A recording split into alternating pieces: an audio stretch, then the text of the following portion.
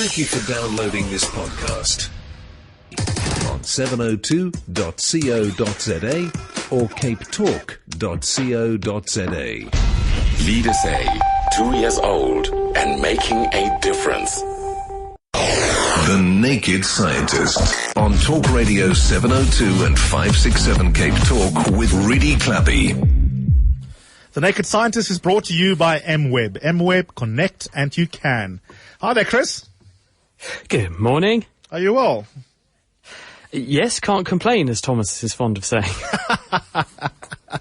I don't know if maybe that should be the first question. Why is Thomas physiologically incapable of complaining? Why is Thomas physiologically feasible? The amount he eats, the amount of sleep he doesn't get. Is he human? Miracle. I reckon he is, actually. It's interesting, isn't it, how people's turns of phrase can plant themselves in your own psyche. Someone was saying this to me the other day. We were making a programme all about chemistry. And one of the people I was talking to, I always run through the stories with people that they're going to talk about before they do them. And this guy turned around to me afterwards and said, you know, that's a sort of a way of intellectual massaging us, because he said, you plant phrases in our heads. And he said, and I find myself using them. Thomas always says to me on a Friday morning, can't complain. Here I am using a Thomas phrase. Certainly suggestive. The man implants post-hypnotic suggestions. That's huge influence. If you've just tuned in, I am in conversation with a naked scientist who can't complain, but he can bring you lots of answers to your curious questions. So why don't you call in right now in Joburg on 011 883 0702, and in Cape Town we're standing by to take your calls for the naked scientist on 021 446 0567. Chris, you know, something that I think all of us have been looking forward to for 50, 60 years is amazing developments in genetic research that might one day tell us, you know what, do this little thing to your body and away goes your propensity for rare debilitating diseases. I believe there's some interesting research on that front. There's a paper which has come out in the journal Nature this week. It's by researchers at the Oregon Health Science University in Oregon in America. The lead author on this paper is Masahito Tachibana. And what they have shown is feasible is the correction of a class of disorders called mitochondrial enzyme defects or mitochondrial diseases, which affect about one child in every 200. And they're caused by defects in the genetic material which is inside structures called mitochondria, which are in almost all of our cells and which are responsible for making energy for our cells.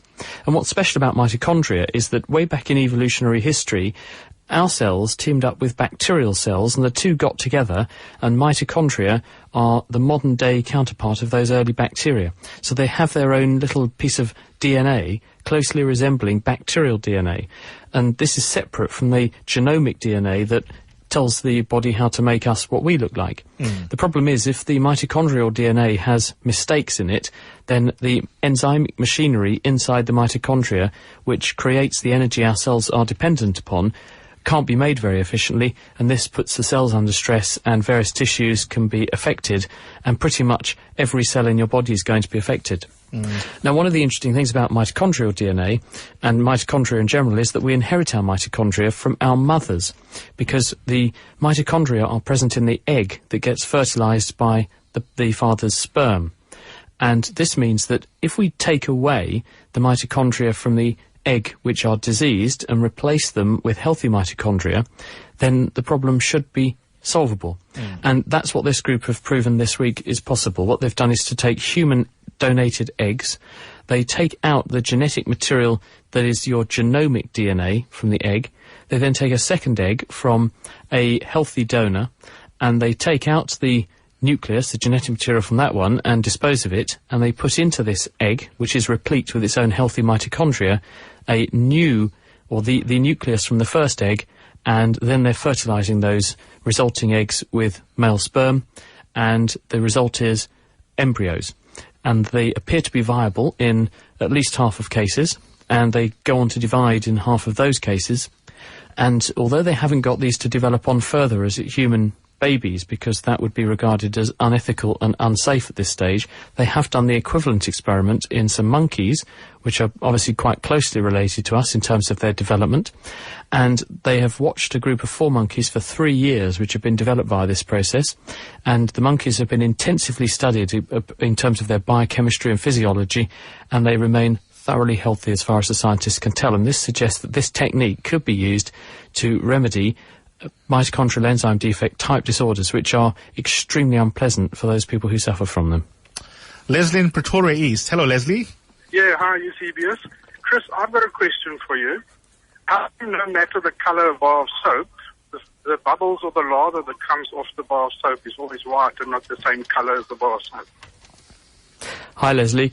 Well, the reason that bubbles are the colour they are, they're a very thin film. Isaac Newton actually famously measured the thickness of the film in a bubble, and it's literally fractions of a millimetre thick. And this means that the film is just water molecules stabilised with the detergent molecules that make the soap. Because water is a very sticky molecule, it has surface tension, which is the tendency of water molecules to cling together. If you add detergent molecules, then these get in the way of those watery interactions and make the surface tension less, so you can stretch the water out into a thin film, like a bubble. But there's not space in there to get the dye molecules, which are big, chunky, heavy molecules that give things colour. So as a result, they tend to stay in the bath, or they fall to one part of the bubble, and instead what you see are these beautiful rainbow-like effects, which are a bit similar to when you look at a drop of oil put on the surface of some water. Have you seen that?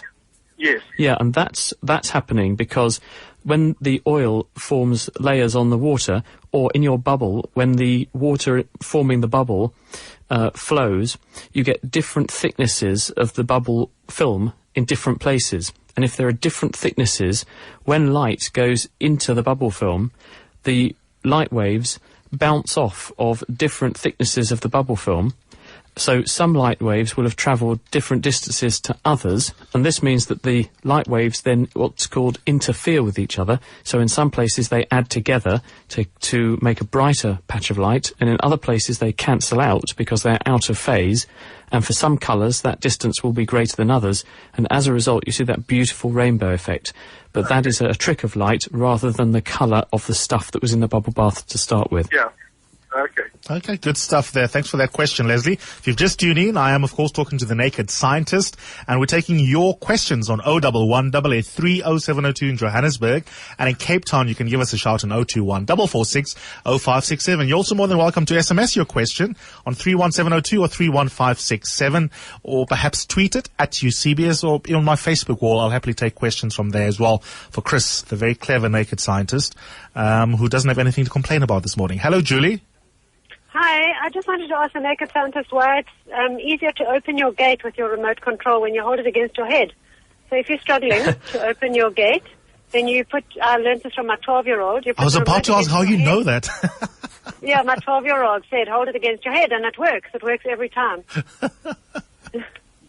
We've had this one before, Julie. We've looked into this and we can't find any real reason why that should be the case, apart from when you put the remote control against your head, apart from giving your 12-year-old the chance to laugh at you, which he may well actually be doing. No, you're raising the height above the ground, and so you're potentially improving the line of sight between the remote control and the receiver, because the remote control is sending in some cases, and usually it's a radio signal, to the receiving device, and the receiving device is going to need the shortest line of sight to the controller to guarantee it's going to work. Now, if you do what most people do when they get their radio control gate clicker out of their glove compartment in their car, they have it largely in their lap, in the same place you'd hold the book. And this means when they press the button, the signal has got to go through the dashboard, through the metal of the car, and then carry on in its line of sight to the receiver. Whereas if you hold it up, roughly where your head is, your head's higher than your hands, and therefore you're likely to have a shorter, clearer path to the receiver, and that's what makes it work, rather than it being anything to do with being in contact with a part of your body, as far as we know. Okay, good stuff. Thanks for that, Julie. Craig, what's your question? Hi, Chris. Chris, I've recently got a lot fitter, and something that I've noticed while I've been getting fitter is that my alcohol tolerance level has dropped considerably. Stop exercising, Craig. No. And I just like to know, can you explain why it does this? And also, if I'm getting pissed quicker, will my body then break down the alcohol and sober up quicker? Right, okay. Hello, Craig. Obviously, when you say fitter, you're not lifting up your right arm to your mouth. That muscle definitely needs work. Alcohol's interesting. what it does is it inhibits, because of the breakdown process, it inhibits the process that actually liberates glucose from the liver, the process of gluconeogenesis. The liver is a very important organ because it sustains your blood sugar levels by turning other stuff into sugar when you need to. And alcohol, because of the breakdown process, borrows the same metabolic components which are needed to do that, to break down the alcohol. So you prevent yourself undergoing gluconeogenesis. So it may be that in the course of becoming very fit, you're actually not drinking as much as you would have done previously. Therefore, you are optimizing your body for gluconeogenesis, and you are potentially also losing your tolerance, because the enzymes that break down alcohol also are inducible. And what that means is that the more alcohol you have to make them deal with, the more of those enzymes there will be. And so it may be that if you are training hard, you are drinking less hard just because you're tired and you go to bed rather than going down the pub. And as a result, you lose the levels of enzyme you may have had previously down to a lower level. And this means that when you drink, you can't process as much alcohol as quickly, so you tend to notice the effect more. It may also be that you've lost some weight in the course of your training in terms of fat, and alcohol distributes into all the tissues in the body but will also distribute into fat tissue.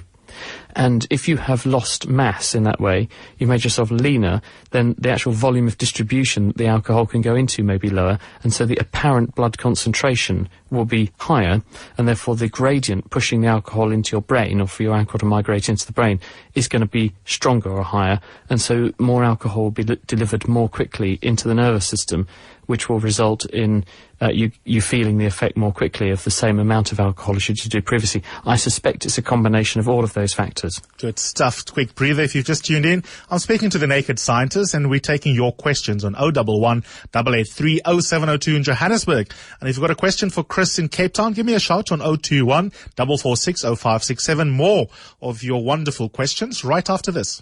13 minutes before 10, we are with the Naked Scientist taking your questions in Cape Town, 021 446 0567, and in Joburg on 011 883 0702. Eusebius McKaiser standing in for Edie Tlabi. She'll be back on Monday. Let's go to Soshanguve. Hello, Tebo. Hello, Eusebius. I'd like to ask Chris, I've often wondered the names of the continents.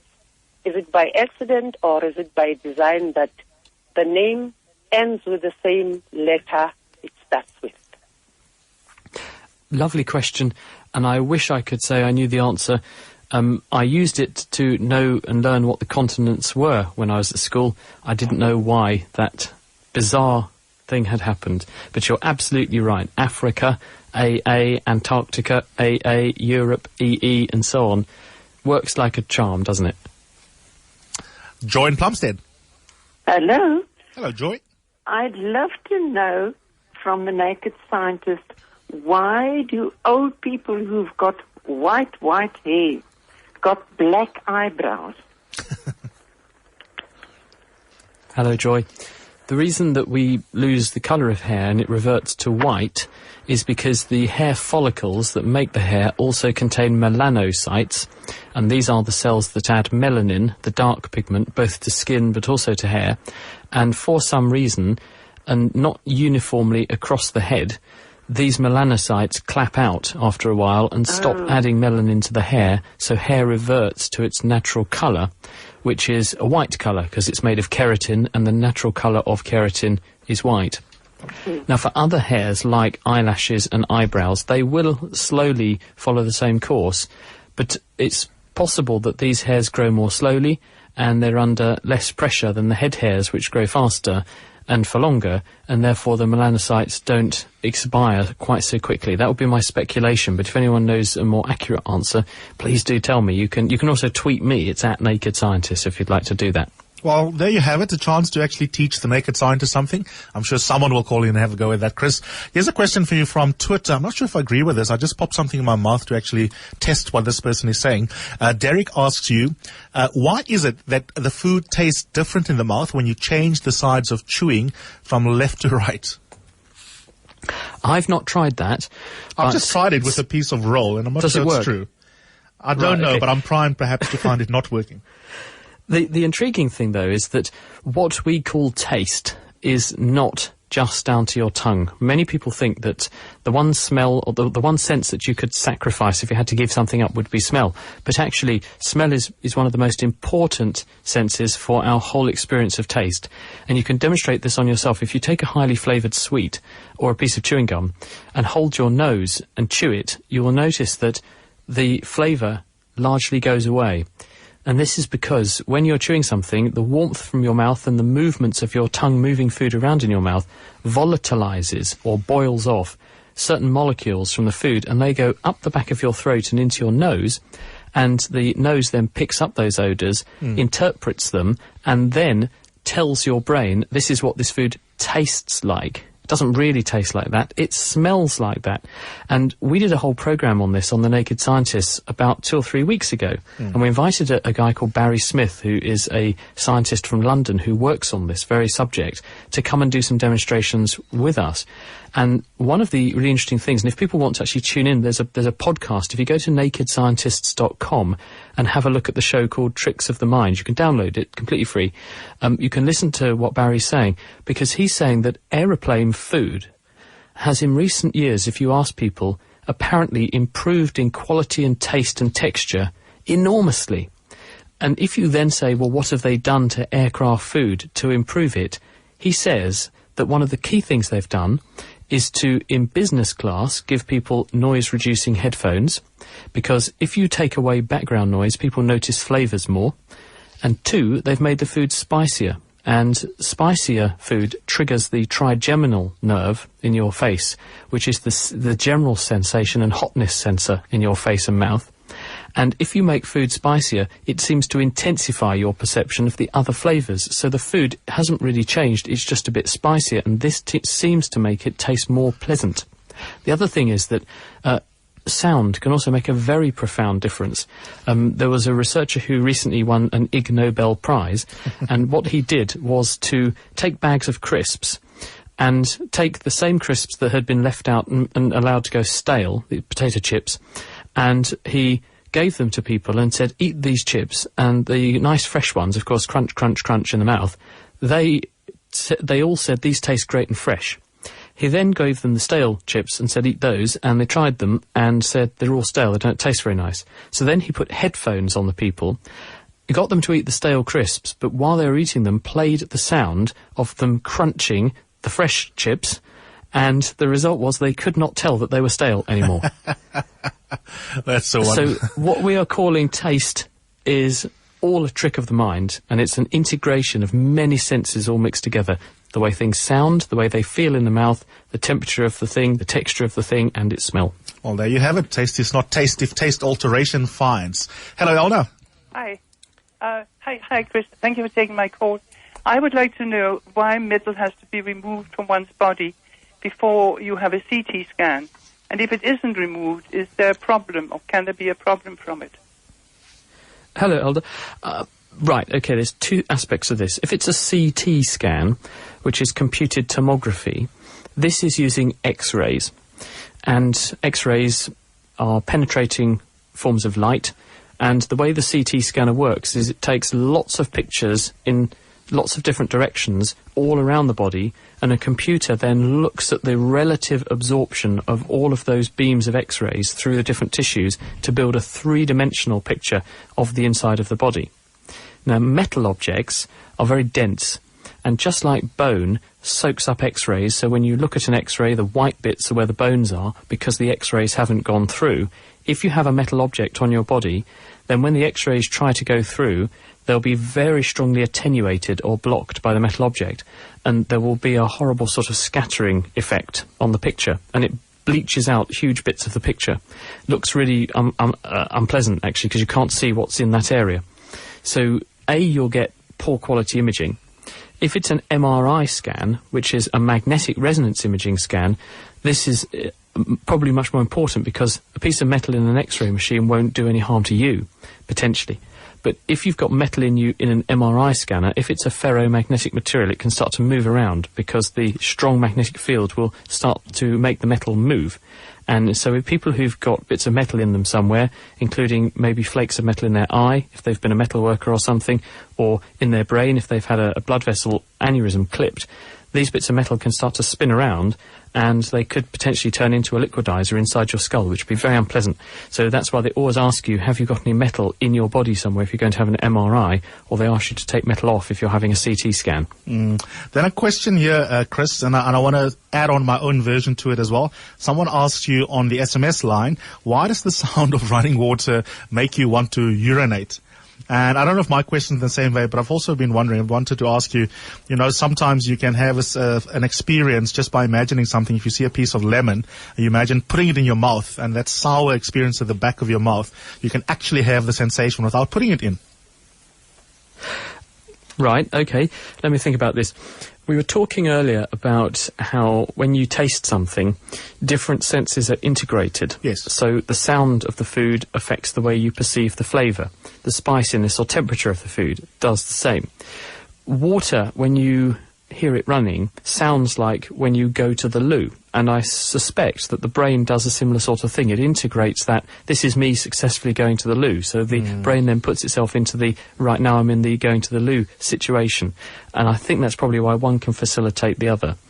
I'm not sure about the lemon question. Can you just run that by me again? Yeah, just sometimes you have the actual sensation of putting a lemon in your mouth without doing so, just by actually having the thing. The anticipation can sometimes already kickstart that sensation. Oh, yes, I see. Okay. Well, I think this probably comes down to the fact that we have an imagination, and what is happening when we imagine things is that you have populations of nerve cells in your brain that decode certain experiences. So when I'm talking with you, Eusebius, when you're saying things to me, the part of my brain which decodes language, nerve cells there are working out what you're saying by mapping the words onto patterns of activity that they know correspond to certain words. Now, I can summon up your voice in my head by imagining you saying something. Now, in the same way, I know what it's like to taste a lemon, and when I eat a lemon, then those nerve cells activate and they produce the same sort of sensation, or my ability to imagine that sensation, as though I were really eating it. Absolutely. And this is the same when, in recent years, scientists have found a population of nerve cells called mirror nerve cells, mirror neurons. And these are nerve cells which appear to be able to impress someone else's experience on you. So they're your root of empathy. So if you're watching someone walking down the street and they trip over and hurt themselves, and you go, ooh, that's gotta hurt. Or you're watching a movie and someone gets hit really rather hard, and you go, oh, ouch.